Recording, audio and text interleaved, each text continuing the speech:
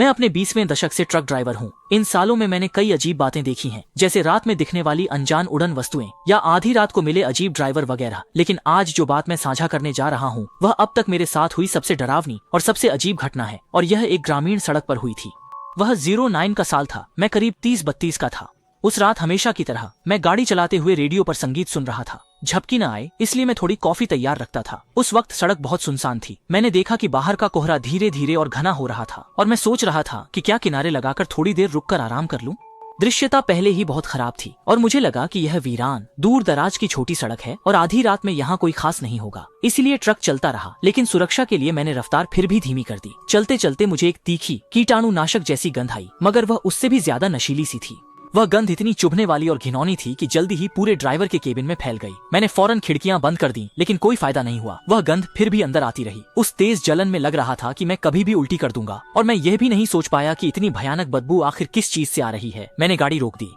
मैंने गाड़ी का दरवाजा खोलकर कूदकर नीचे उतरा और जोर से उल्टी कर दी। उल्टी के बाद मैंने तुरंत मुंह नाक ढक लिया, क्योंकि वह बयान न हो सकने वाली बदबू अब भी हवा में थी। मैं वापस गाड़ी में चढ़ा, दरवाजा बंद किया और फिर चलने की तैयारी करने लगा। तभी मैंने देखा कि आगे कोई सड़क पार कर रहा है। वह साफ तौर पर एक आदमी की आकृति थी, और यह आदमी लंगड़ा कर चल रहा था। उसके शरीर पर सफेद कमीज और सस्पेंडर वाली पैंट थी, जो बहुत पुरानी लग रही थी, मानो पिछली पीढ़ी का अंदाज हो। उस वक्त मुझे यह बहुत अजीब नहीं लगा, बस समझ नहीं आ रहा था कि क्या करूं। उसके पैर में विकलांगता थी, फिर भी वह आधी रात को अकेला सड़क क्यों पार कर रहा है। मैं बस यही पूछने ही वाला था कि क्या उसे मदद चाहिए। फिर मैंने देखा कि सड़क किनारे से कुछ और लोग निकल आए और पहले वाले आदमी की तरह ही सड़क काटकर पार करने लगे। सबका चलना एक जैसा था, लंगड़ाते हुए, और सबने पुराने जमाने के काफी पिछड़े कपड़े पहन रखे थे। उन्हें जैसे ध्यान ही नहीं था कि थोड़ी दूर पर एक बड़ा ट्रक खड़ा है। क्योंकि ये कोई अकेला आदमी नहीं था, मैंने भी बेवजह दखल देना सही नहीं समझा। अगर उन्हें मदद चाहिए होती तो वे खुद मेरे पास आ जाते, लेकिन वे एक एक करके लंगड़ाते हुए सड़क पार कर अंधेरे के धुंधलेपन में गायब हो गए, और उन्हें मेरी मदद की जरूरत नहीं पड़ी। मैं गाड़ी स्टार्ट करने ही वाला था कि अंधेरे से एक और परछाई दिखी जो सड़क पार करने लगी, लेकिन यह परछाई काफी छोटी थी, शायद कोई बच्चा।